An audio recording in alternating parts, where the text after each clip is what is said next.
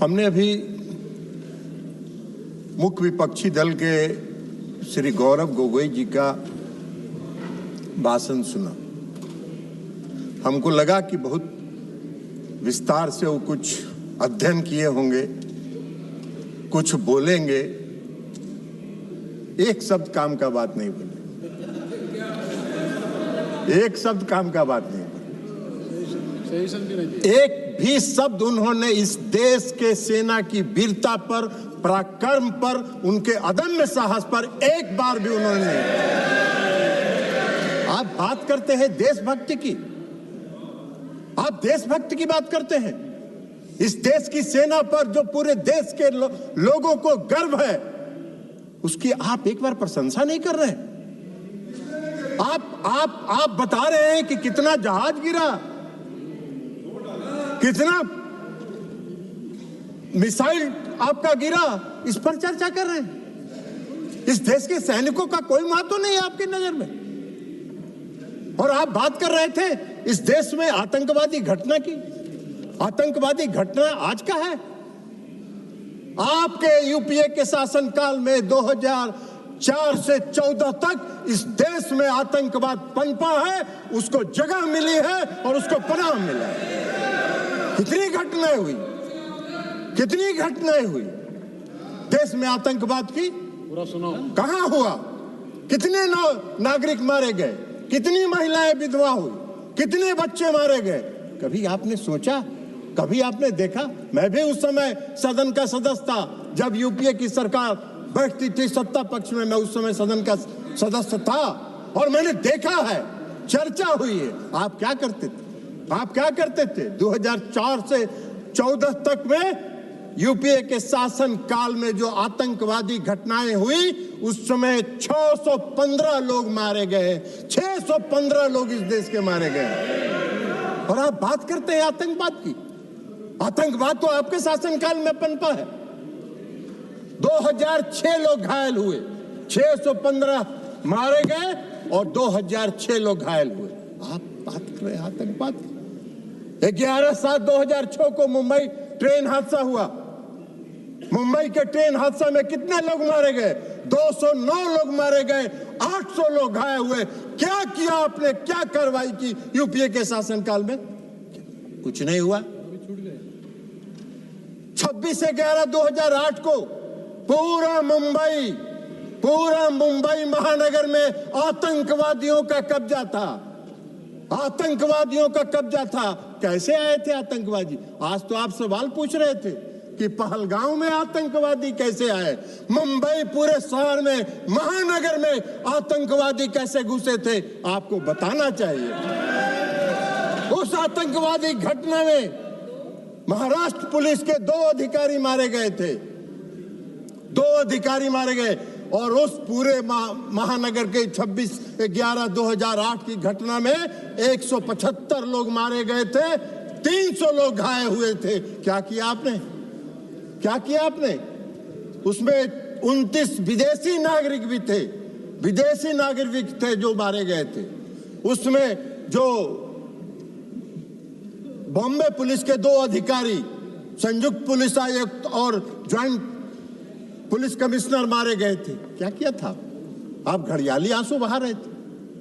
सदन में चर्चा किया आपने, और सदन में चर्चा करके घड़ियाली आंसू बहा के और उस समय के गृह मंत्री को विदा करके नए गृह मंत्री को बैठा दिया, मुख्यमंत्री को विदा कर दिए और आतंकवाद को पूरे देश में पनपने के लिए आपने जगह देने का काम किया। यही तो काम कर रहे थे आप। आतंकवादी की बात कर रहे हैं।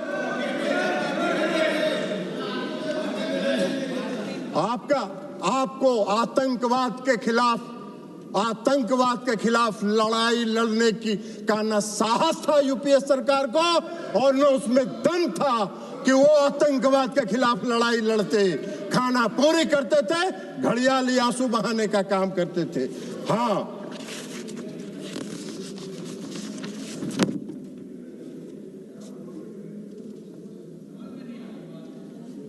और उसको भी बता दें कि उस मुंबई की घटना का जो मुख्य कर्णधार था जो अमेरिका में छिपा हुआ था, आपको उसको लाने का साहस नहीं हुआ। प्रधानमंत्री नरेंद्र मोदी जी ने उसको इस देश में लाके उस पर मुकदमा चलाने का काम किया। आप बात कर रहे हैं? हाँ, जरूर है। आज जरूर है कि इस देश में भारत ने पहली बार आतंकवाद के खिलाफ लड़ने का जो संकल्प लिया और जो संकल्प दिखाया वो 2016 में शुरू हुआ, जब इस देश के प्रधानमंत्री ने कहा कि हम अपने देश की धरती पर आतंकवाद को पनपने नहीं देंगे, निर्णायक लड़ाएंगे और आतंकवादियों को घुस के उसके घर में मारने का काम करेंगे। यह संकल्प प्रधानमंत्री नरेंद्र मोदी जी ने दिखाया। 2016 में उरी की घटना हुई, 25 लोग मारे गए, 25 सैनिक मारे गए, उरी की घटना। और 25 सैनिक मारने के बाद देश के प्रधानमंत्री ने निर्णायक लड़ाई लड़ते हुए सर्जिकल स्ट्राइक किया और पाकिस्तान की सीमा में घुसकर पाक आतंकवादियों को समाप्त करने का काम किया। यह प्रधानमंत्री ने इस संकल्प के साथ काम किया, आतंकवाद के खिलाफ लड़ाई लड़ने का काम किया। आपको कहां दिखाई दे रहे? आतंकवादी प्रशिक्षण केंद्र समाप्त हुए सर्जिकल स्ट्राइक में, सैकड़ों आतंकवादी मारे गए और फिर दोबारा आतंकवादियों ने साहस किया। फरवरी में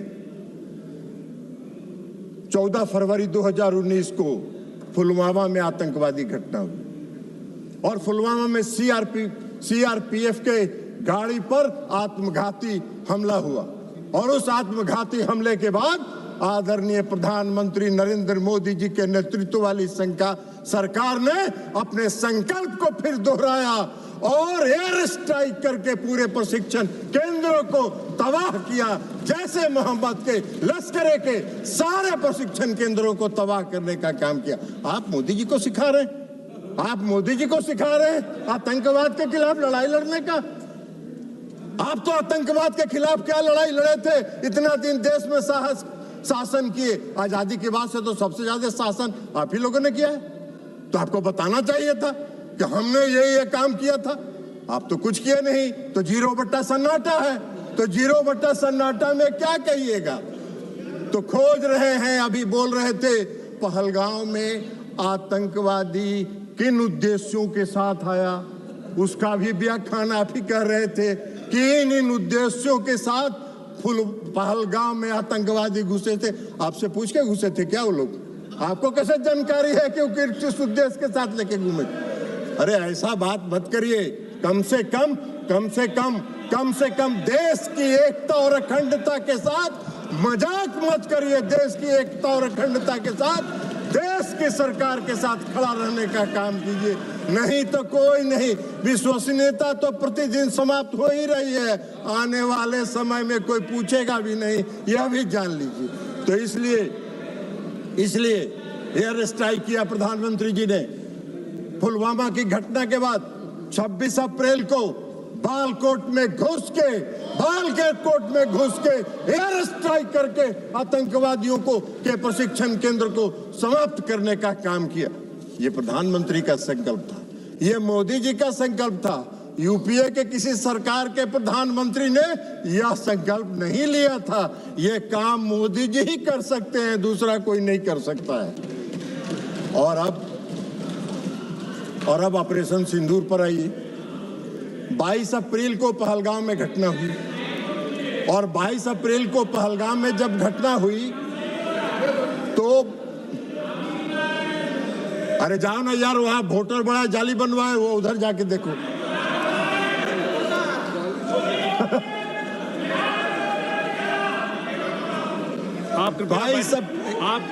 आप कृपया बैठे मत बात करिए, उनको बोलने दीजिए।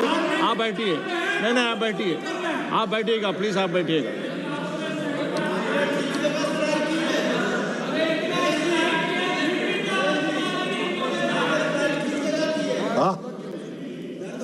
उनको होए नस पकड़ा गया है, असली नस पकड़ा गया। इलाज भी अगर देखिए, आपको एक चीज बता देते हैं, अगर असली बीमारी पकड़ा जाता है तो उसका इलाज भी परफेक्ट होता है।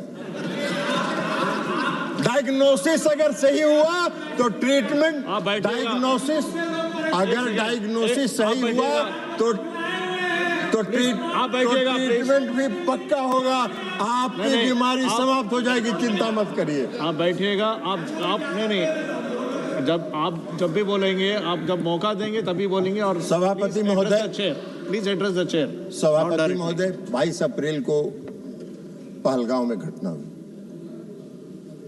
हमारे पूरे देश के पर्यटक वहां गए थे, घूमने गए थे, परिवार के साथ गए थे, छुट्टियां मना रहे थे और आतंकवादियों ने हमला किया। 26 लोग मारे गए, 26 लोग मारे गए। हमारे देश के प्रधानमंत्री जी की आप उनकी आत्मा जो इस देश में बसती है, इसको महसूस करना चाहिए। वो यात्रा स्थगित करके, विदेश की यात्रा स्थगित करके देश में तत्काल वापस आने का काम उन्होंने किया। और इसलिए कि उनको दर्द था इस बात का। सुन लीजिए ना यार, बैठिए ना, प्रवचन मत दो ना यार, तमाशा कर रहे हो।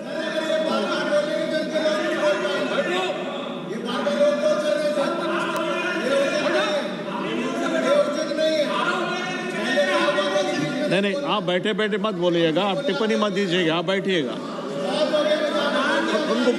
उनको बोलने दीजिए। नहीं प्लीज, नहीं, आप जो भी बोले रिकॉर्ड में नहीं आएगा, आप बैठ जाइए।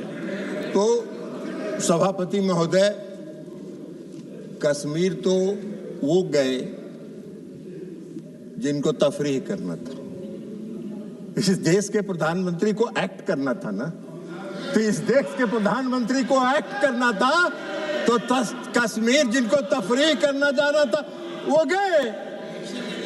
इन्होंने एक्शन लिया और एक्ट किया, और एक्ट कर जो किया वही तो बात आपको बता रहे हैं। तो इसमें घुसेगा तब ना, ये तो ऊपर से निकल जाता है काम का बात। तो इसलिए 22 अप्रैल को प्रधानमंत्री घटना हुई आए। 24 अप्रैल को प्रधानमंत्री जी, अभी रंजन गोगोई जी कह रहे थे कि चुनाव पर, ये गौरव गोगोई जी कह रहे थे, सॉरी गौरव गोगोई जी कह रहे थे कि चुनाव प्रचार में गए थे। चुनाव प्रचार में नहीं गए थे, अपने को करेक्ट किया कीजिए, बोलिए भी तो करेक्ट करिए। पंचायती राज दिवस था, और पंचायती राज दिवस में हर साल प्रधानमंत्री जी पंचायती राज दिवस में किसी न किसी राज्य में जाकर पंचायत प्रतिनिधियों को संबोधित करते हैं। और 24 अप्रैल को भी प्रधानमंत्री जी बिहार के मधुबनी में पंचायती राज दिवस के दिन गए। लेकिन वहां जाके उन्होंने जो कहा, पहली बार पहलगाम की घटना पर एक शब्द उन्होंने कहा कि घटना से मर्माहत हूं, और इसका जवाब कल्पना से परे पाकिस्तान को मिलेगा, कल्पना से परे पाकिस्तान को मिलेगा। यह एक लाइन में उनकी संकल्प शक्ति का दृष्टिगोचर हो रहा था कि उनके दिमाग में क्या है। और मधुबनी में जो आतंकवाद के खिलाफ लड़ने का उनका संकल्प था, उसमें उन्होंने पहली बार मैंने देखा आज तक 14 से लेके आज तक में कि प्रधानमंत्री नरेंद्र मोदी जी ने अंग्रेजी में भाषण दिया कुछ देर, और इसलिए दिया कि उन्होंने पूरे दुनिया को विश्व को संदेश दिया कि हम आतंकवाद के आगे झुकने वाले नहीं हैं, आतंकवाद के खिलाफ हम निर्णायक लड़ाई लड़ेंगे। और विश्व को अपनी दृढ़ इच्छा शक्ति का संदेश उन्होंने इसके माध्यम से लिया, और आतंकवाद के खिलाफ लड़ाई का उन्होंने संकल्प लिया। प्रधानमंत्री जी ने, अभी रक्षा मंत्री जी ने विस्तार से बताया। वो सब बात तो आपके दिमाग में घुसा नहीं होगा, तो ऊपर से निकल गया होगा। तो इसलिए अभी रक्षा मंत्री जी ने बताया कि वहां से आने के बाद लगातार वो अपने तीनों सेना और चीफ ऑफ डिफेंस स्टाफ के साथ बैठक करते रहे, और सबों के साथ उन्होंने पूरी बात चर्चा सुनी। और एक बात उन्होंने स्पष्ट तौर पर पूरे देश को बताया कि मैंने अपनी सेना को पूरी छूट दी है उसको डेट तय करने का, समय तय करने का और क्या एक्ट करना है यह तय करने का हमने सेना को पूरा छूट दिया। और 7 मई को 6 और 7 मई की मध्यरात्रि में हमारे सैनिकों ने 9 आतंकवादी ठिकानों को ध्वस्त कर देने का काम किया और सैकड़ों आतंकवादी उसमें मारे गए, शहीद हुए। आप सबने देखा होगा टीवी पर, बहुत से लोग जो आका थे आतंकवादियों को रो रहे थे। मसूद अजहर साहब, हाफिज शहीद, ये रो रहे थे कि मेरा सारा परिवार मर गया, काश मैं भी मर जाता। सारे आतंकवादियों को ध्वस्त करके उन्होंने संदेश दिया कि अब इस देश में और पाकिस्तान की धरती पर आतंकवाद को हम बर्दाश्त नहीं करेंगे और यह संकल्प उन्होंने पूरा करने का काम किया। 100 से ज्यादा आतंकवादी मारे गए। पूरे पाकिस्तान के जो जितने थे सेना प्रमुख से लेकर सब आतंकवादियों के जनाजा में गए। आपने पाकिस्तान का तो एक बार भी आलोचना नहीं की। पाकिस्तान को कंडेम तो आपने, गोगोई जी, एक बार भी आपने नहीं किया कि पाकिस्तान के जो सेना प्रमुख थे वो गए, तो इसलिए आप तो नहीं किए। आप नहीं करिएगा। वो मालूम है आप वोट के लिए राजनीति करते हैं और मोदी जी देश के लिए राजनीति करते हैं। अंतर यहाँ है। लेकिन जो 6 और 7 मई को जो घटना हुई ऑपरेशन सिंदूर का, पाकिस्तान हक्का बक्का रहा। पाकिस्तान को यह उम्मीद नहीं थी और सबसे बड़ी उपलब्धि थी कि जो 9 प्रशिक्षण शिविर ध्वस्त किए गए, एक भी नागरिक को खरोच तक नहीं आया। पाकिस्तान के किसी नागरिक को खरोच तक नहीं आया। हम लोगों ने देखा जो सैटेलाइट इमेज पर कि जो ध्वस्त प्रशिक्षण शिविर है उसके बाहर पाकिस्तान के लोग वीडियो बना रहे हैं, उसका पूरा वीडियो बना रहे थे और मजे ले रहे थे। ये मोदी जी का कमाल था। एक भी सेना के किसी भी पाकिस्तानी सेना के किसी भी जगह पर उन्होंने हमला नहीं किया, हमारे सैनिकों ने हमला नहीं किया।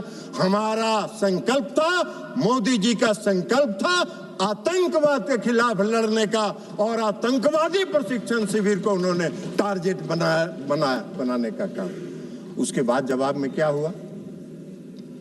उसके जवाब में रिटेलिएशन में पाकिस्तान ने हमारे सैन्य ठिकानों पर, हमारे एयरबेस पर, हमारे नागरिक जगहों पर, नागरिक स्थलों पर, हमारे जम्मू एंड कश्मीर के यूनिवर्सिटीज पर हमला करने का प्रयास किया, गुरुद्वारे पर हमला करने का प्रयास किया, धार्मिक स्थलों पर हमला करने का प्रयास किया।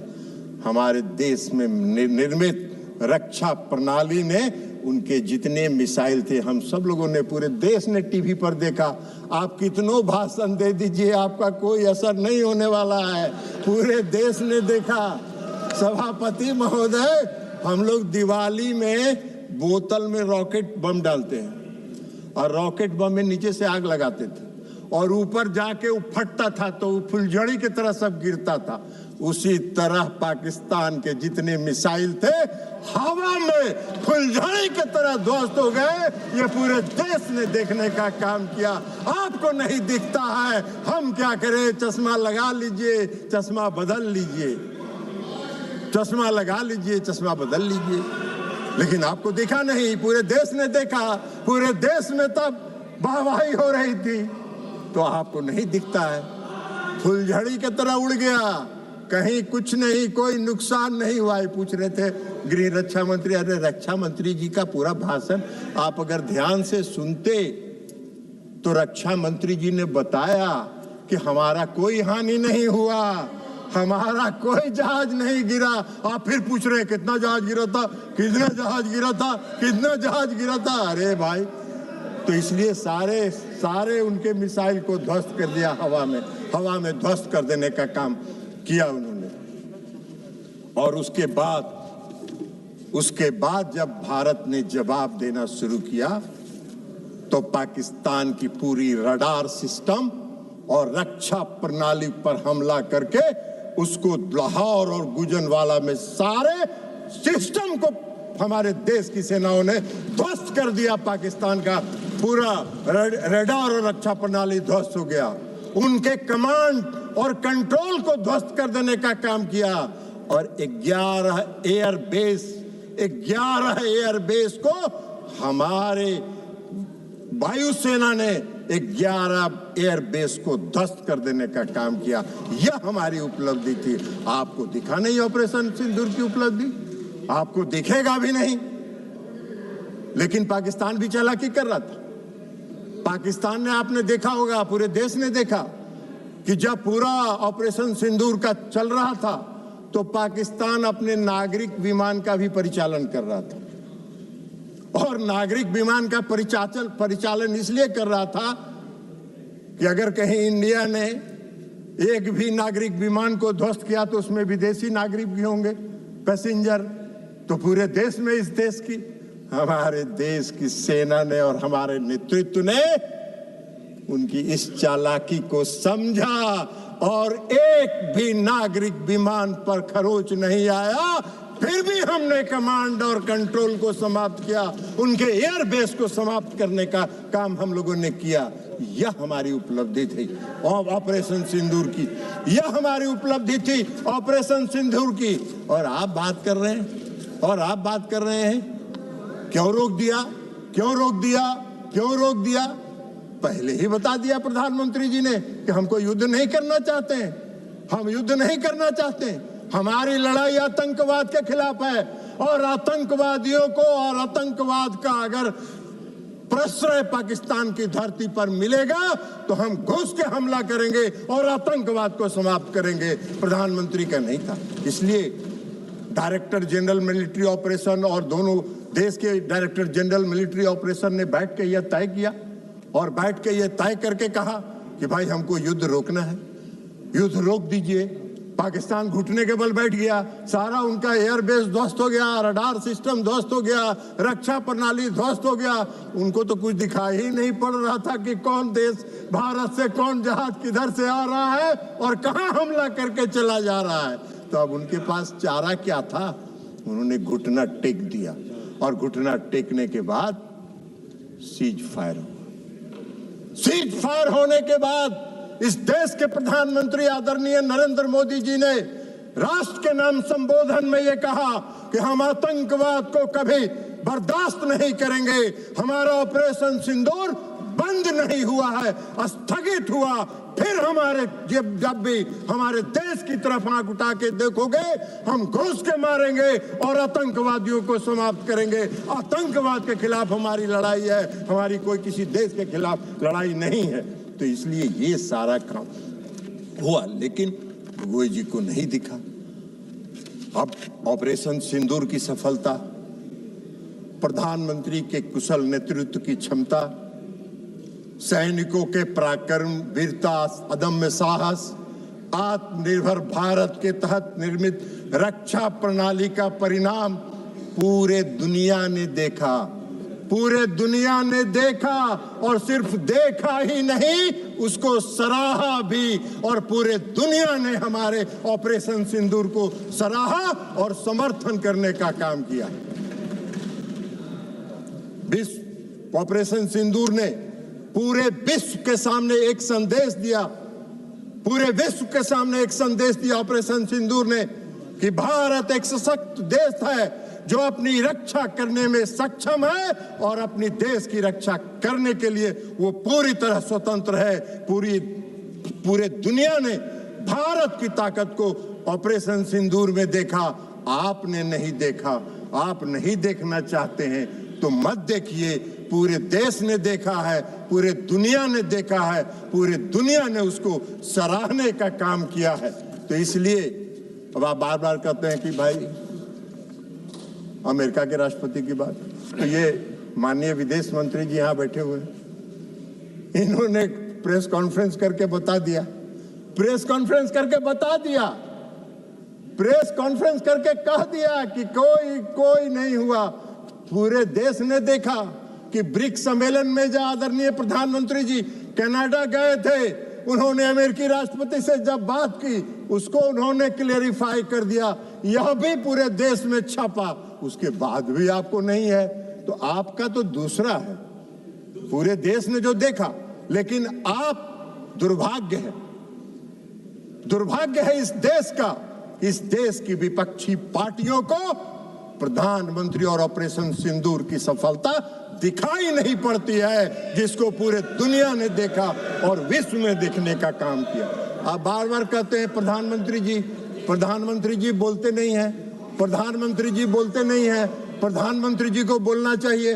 अरे प्रधानमंत्री जी बोलते नहीं हैं, प्रधानमंत्री जी बोलते नहीं हैं, प्रधानमंत्री जी एक्ट करते हैं और एक्ट करके अपनी ताकत दिखाते हैं। और ये एक्ट करके उन्होंने, चाहे वो सर्जिकल स्ट्राइक हो, एयर स्ट्राइक हो और ऑपरेशन सिंदूर हो, एक्ट करके उन्होंने पूरी दुनिया को दिखाया कि हम एक्ट करते हैं, बोलते नहीं हैं।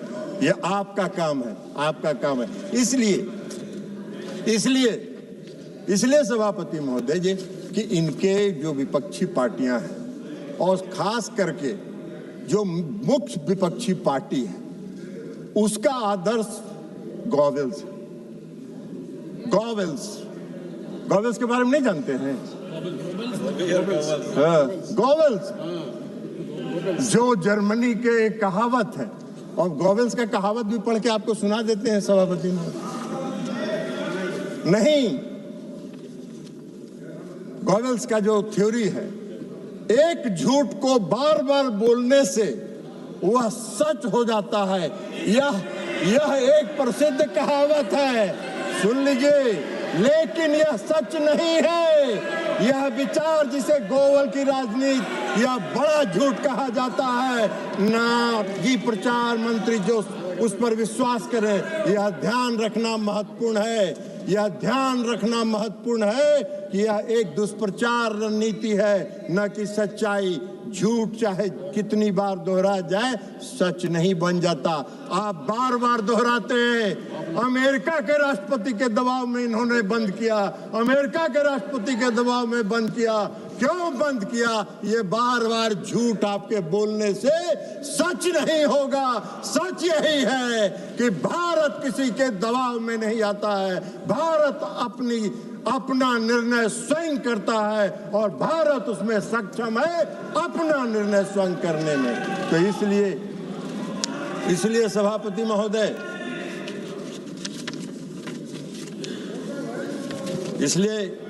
महोदय, इनको ऑपरेशन सिंदूर की सफलता दिखाई नहीं पड़ती। ऑपरेशन सिंदूर एक सफल ऑपरेशन था जो आतंकवाद के खिलाफ लड़ाई का था, और पूरे दुनिया ने और पूरे देश ने इसको सराहा है, इसको स्वीकार किया है। दुर्भाग्य है इस देश का कि हमारे विपक्षी पार्टी हमारी देश की, जबकि उनको चाहिए इस घड़ी में सरकार के साथ, देश की एकता के साथ, देश की अखंडता के साथ, देश में फैल रहे आतंकवाद के खिलाफ लड़ाई में सरकार के साथ रहते नहीं रहे। आज भी हम आपसे आग्रह करेंगे, आप बैठिए, आज भी हम कहेंगे, छोड़िए दलगत राजनीति से ऊपर उठिए, दलगत राजनीति से ऊपर उठिए और दलगत राजनीति से ऊपर उठकर राष्ट्रहित के सवाल पर नरेंद्र मोदी के साथ खड़ा